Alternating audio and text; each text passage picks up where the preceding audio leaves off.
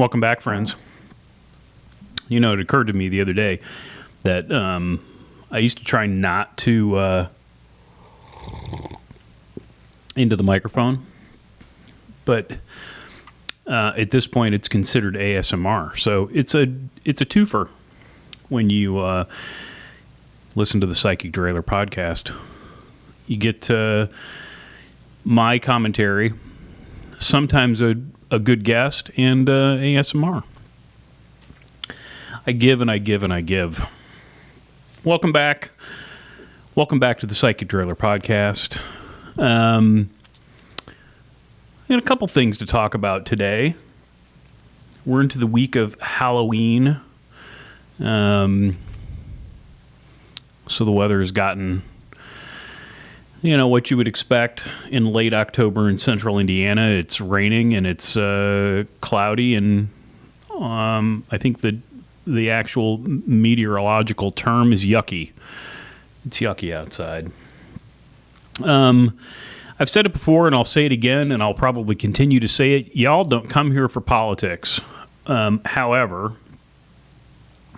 a couple of things that are on perhaps the more political side today. One of which is, I've said this before, I just believe that there are many things that really should not have a side.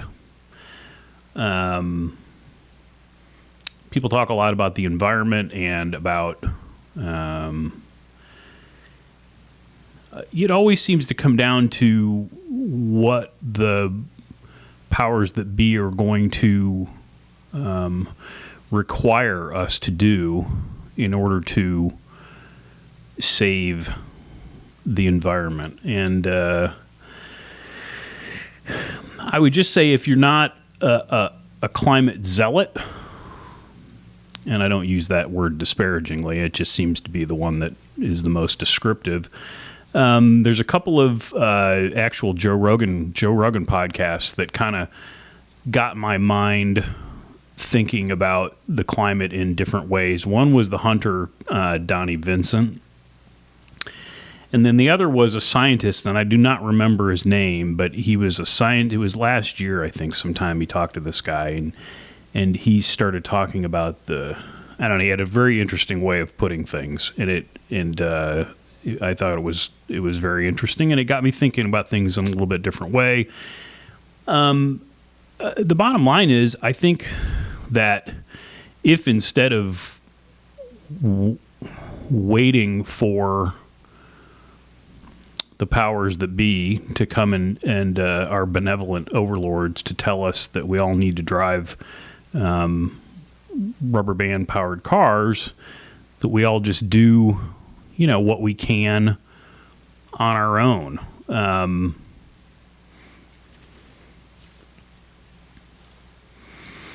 You know, I've gotten to the point in my life where I feel a little weird about throwing things away. Not in a hoarder type of situation, but it just seems kind of weird to throw things away. There was a point in my life when, yeah, you just put it at the curb and it would get taken away and you'd never think about it again. But I would say in the last 5 or 6 years, maybe, I started composting. And it wasn't really that we were composting to garden, but I was composting cat litter because it just seemed ridiculous to me that I took a plastic bag from the grocery store, filled it full of whatever was in the cat box, and then threw it away. So after doing a little research, I found that there were indeed compostable cat litters, and since we weren't using it for the gardening, because you don't really want to do that, but you can compost that. And then, you know, I got to tell you, the first time, in the winter, I went out and I cracked that compost pile open, and steam came out of it. It was kind of like science. And it was, it was interesting to me, and it felt good to me that, I wasn't just throwing this stuff away. Recently, I've become very aware of all the plastic that we use. So, I started thinking, my hair is always usually pretty short, and it takes me forever to go through a bottle of shampoo, but why doesn't somebody make shampoo in a bar form? I mean, that seems pretty simple. Why does it have to be in a plastic bottle? Lo and behold, there are some soap companies that make shampoo in a bar form. One is just across the border in Ohio. Chagrin Soap and Salve is the one I've been buying. And it's all natural soap, and it doesn't have a lot of funky chemicals in it. And some of them you can use on your hair and your body. That's, I like it. And you're not throwing away a plastic, shampoo bottle. And then I started thinking about the fact that when I don't have a beard, I'm throwing away disposable razors. Or you're spending, you're mortgaging your house to buy these cartridges for these razors. And I knew that there was a groundswell of people that had gone back to the safety razor, the double-edged razor or the single-edged razor. And I thought, well, crack on. I'll give that a try. And I've not been able to get the hang of that. I may have to abandon that part of it because I can't. If you're watching on YouTube, I got a nice. I cannot manage to use one of those things without just carving up my face. So if you got any tips on shaving with a finger quotes safety razor, put them in the comments below if you're watching on YouTube, or shoot me an email if you're just listening on one of the audio devices. So you're saying to yourself, Chris, what the hell does this have to do with bicycles? Well, it's a tertiary way to get to bicycles. But, the bottom line is bicycle advocacy for what the industry calls multimodal transportation, bike, pedestrian, and mass transit, should not be affiliated with a party. There's something in it for everybody. And this was one of the things that when I was involved in the local advocacy organization, I tried to really hit home or bring home, was that, just because the guy's got an R next to his name doesn't mean we can't couch this in a way that makes it make sense. So there's too much division anymore anyway. We shouldn't be divided about things like, being a little more thrifty with throwing away trash and being able to ride your bicycle or go for a walk without being mowed down by someone driving an automobile. Notice I didn't say mowed down by the automobile, because the automobile didn't have anything to do with it. It was the person behind the wheel. And I have another story about that later on. When I first started riding, helmets were not, people just didn't really wear them. Very few people wore them. And if you were riding with the people that I was riding with, which were people that raced, you certainly didn't wear a helmet. That was, it was almost frowned upon. And to be fair, there weren't any decent helmets out there. I think the one that probably got worn the most was this Bell. I think it was the V1 Pro. And it was, it was pretty awful. But then sometime in the kind of mid to late 80s, Giro popped up on the scene with their Pro Light. And that was the first really lightweight helmet that fit well that people would wear. And still, we didn't wear them all the time. And even back then, if you would, go out riding and you came across people, they would insert themselves into your business and ask you, where's your helmet? Which it's always struck me funny, right?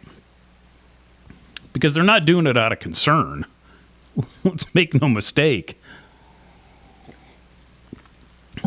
So here's a story dated October 14th. Eddy Merkcx, cycling legend Eddy Merkcx, was admitted to the emergency room in a Belgian hospital Sunday following a heavy crash while riding his bike, the Belgian Daily reported. Now, if this were a story anywhere else and about anyone else, there would have been some mention of whether the person involved in the crash were wearing a helmet or not. As if to say, and this happens specifically, almost always, person gets struck by someone driving a car, that person is maimed or killed, and they will make a note, a specific note, to mention whether the person was wearing a helmet, especially if they weren't wearing a helmet, as if to somehow say it was the rider's fault. That if they had only been wearing a piece of styrofoam on their head, this 3,500-pound vehicle would not have crushed them. So even at 74, which is how old Eddy is, people don't question the cannibal. So get well, Eddy. I rode an elevator with Eddy at Interbike one year. We were going down to the lobby of the hotel to get a little breakfast before the show started, and the elevator door opened, and in walked Eddy Merkcx. And this had to be maybe 2004. So let's say he was in his early 60s. In his early 60s, the man was imposing. I mean, big. I have a poster of Andy Hampston in the store, and I got a chance to meet. You don't really meet him. You say hello, and they sign the poster, and you exchange a few pleasantries, and you walk away. But it's Andy in the Giro when he's going up over the Gavia, and there's snow everywhere, and it's a cool shot. Anyway, the thing that struck me about meeting Andy was how small he was. Because when you see pictures of him on his bike, he just looks, big. But he's actually a very small man. Eddy Merkcx, on the other hand, is not a small man.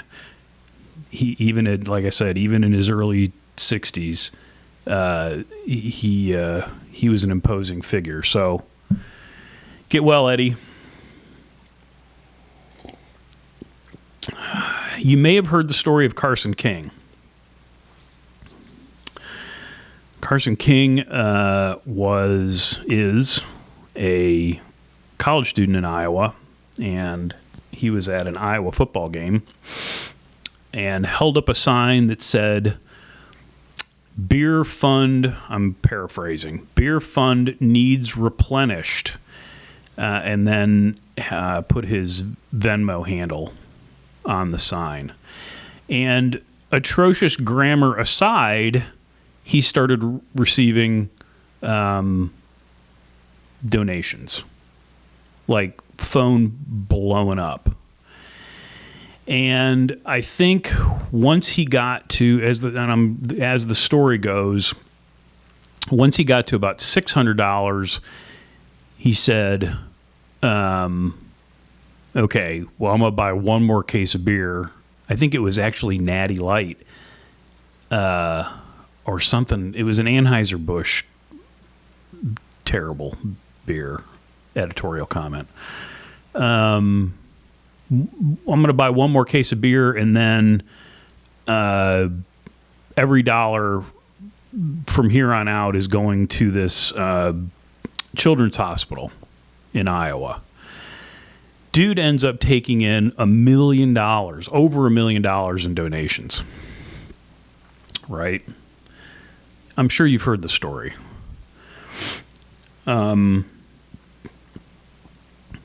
Anheuser-Busch and Venmo both get involved because they're not dumb. Or maybe they are. They say they're going to match the funds. So now the University of Iowa Stead Family Children's Hospital is going to get $3 million. Not bad. I mean, really, for holding up a crappy sign at a football game, and then Children's Hospital gets $3 million. And, you know, good on you. And that should have been the end of the story. But not in 2019. Not in 2019. In 2019, an intrepid reporter who now says he was working under the orders of his higher up decides, let's not leave well enough alone. Let's go dig through this kid's past and see if we can't find something unsavory. And because Carson King is a human being, they did. They found some tweets that he had sent when, 8 years prior, when he was 16. And, as awful as whatever he's, listen, we've all said absolutely horrible things in our lives, and I'm thankful almost every day that I didn't grow up with social media. So Anheuser-Busch and Venmo both pull the chutes. They say, well, we're going to continue to give the money, but we have to distance ourselves from this kid because of some shit that he said when he was 16. Gutless.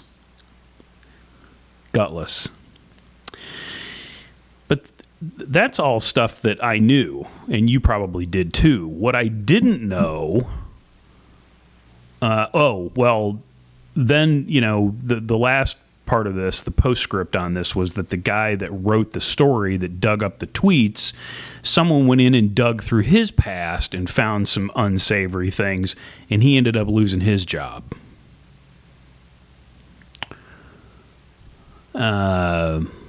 Yeah. I don't, when's it ever going to end? I don't think it's ever going to end. So you all probably knew all of that. What you didn't know, or what I didn't know, was that the Des Moines Register, the newspaper where all of this played out, owns RAGBRAI. Did you know that? The Des Moines Register, in fact, RAGBRAI is the Register's annual great bike ride across Iowa. I had no idea. Now, we don't live that far. I don't live that far from Iowa, and many customers over the years and current customers have ridden and do ride RAGBRAI. Heard nothing but great things. They roll out the red carpet for these people. 10,000 cyclists. The thing lasts a whole week. I've never ridden it, but from everything I've heard tremendous. Had no idea it was owned by the newspaper. And the newspaper is owned by Gannett. So apparently what happened was the Des Moines Register said, we're going to, and this is one of the things that I don't know, whether it was because of what happened or, in spite of what happened, they donated $50,000 to the hospital, if I'm reading this right. And people lost their minds.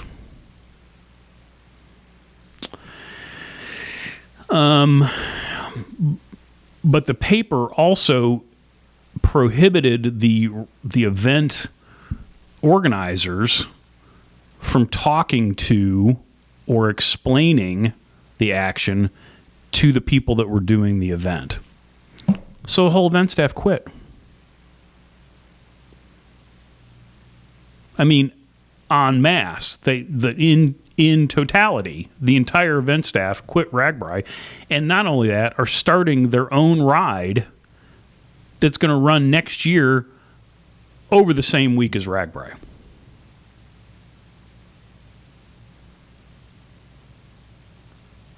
What in the actual F?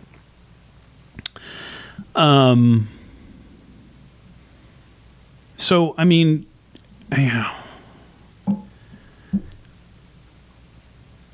I don't know what to think about this. Other than, you got to, I guess, give the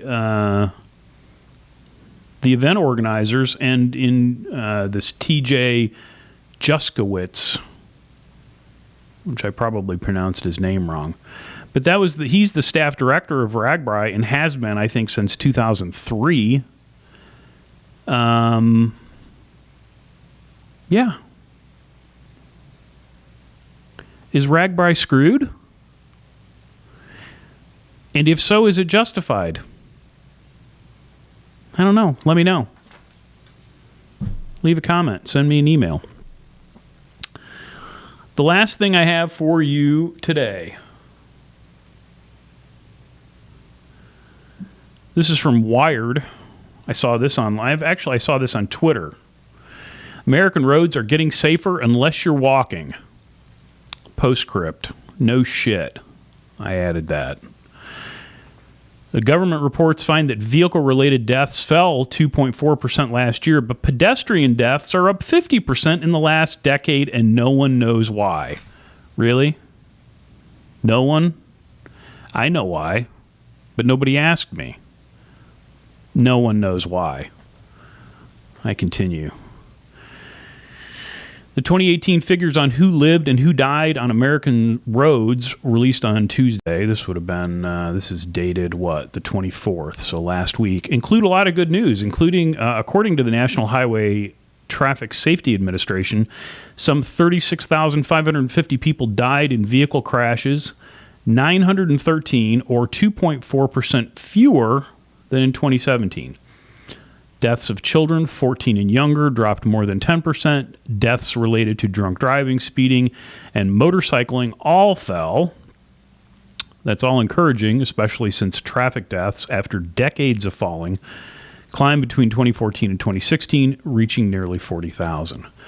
But life on the road didn't improve for everyone. 6,677 pedestrians died in 2018. That's a 3.4% increase over 2017 and continues a decades-long upward trend.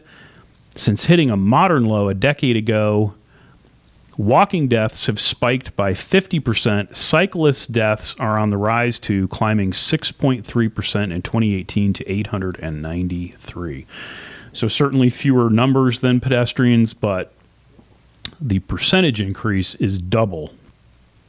And there's no doubt that when they look at 2019 numbers, they're going to go up again.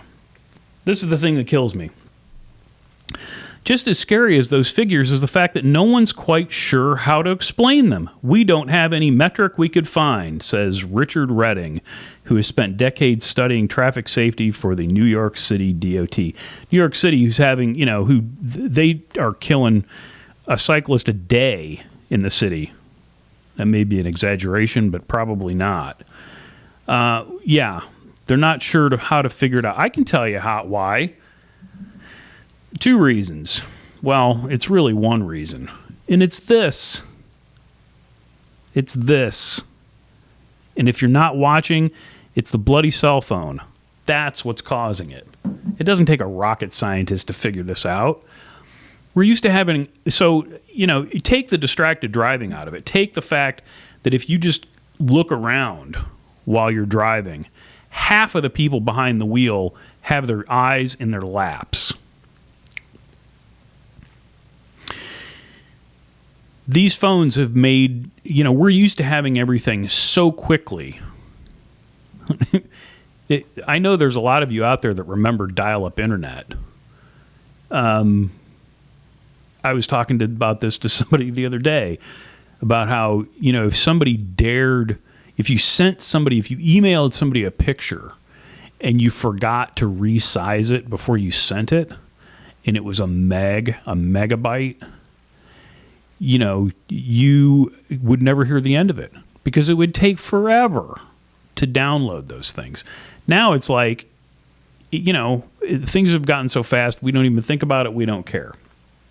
But, if it takes an extra half a second for a page to load, you're like, what is going on? So everybody's used to having things so quickly. Right now.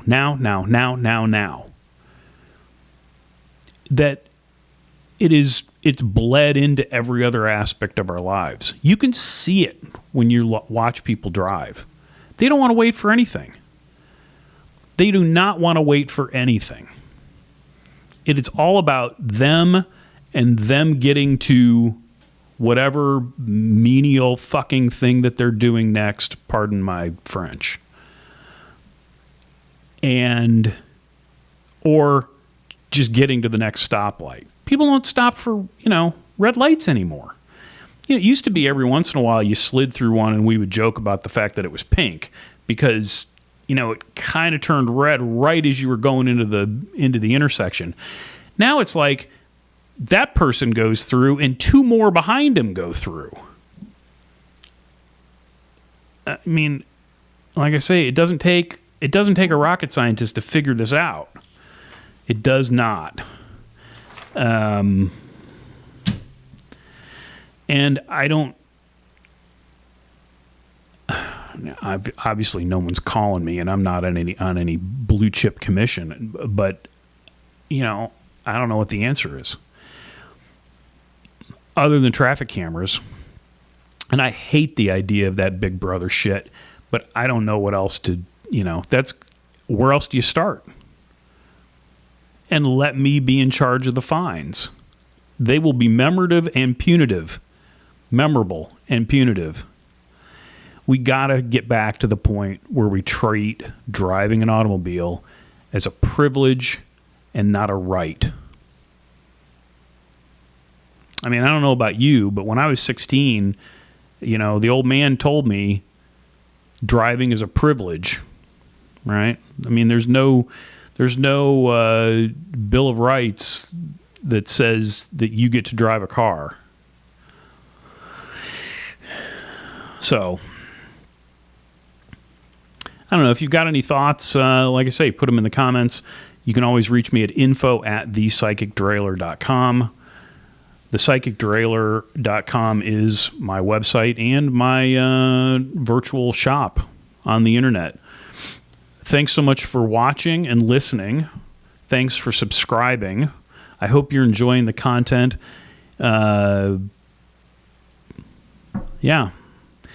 If you're listening on one of the audio devices, maybe share this with a friend. Maybe get them to subscribe if you think they'd like it. If you're watching on YouTube, hello. Give the video a thumbs up. And like I said, I hate to end on kind of a downer. It seems like I'm ending on kind of a downer, but that's all you hear about anymore. Oh, yeah. Before I sign off, that's kind of like when I did the video, which again, if you're just listening, you may not have seen, but I did a video on walking and about how just taking a walk just gets me out of my head for a little while. And I don't know, are we going to have mandatory decompression pods for people, you know, where you take their phone away from them for a day or a weekend? I don't know. We'll continue to talk about it, I'm sure. Till next time, be nice, work hard, ride bikes, play music when you can. I'll talk to you soon.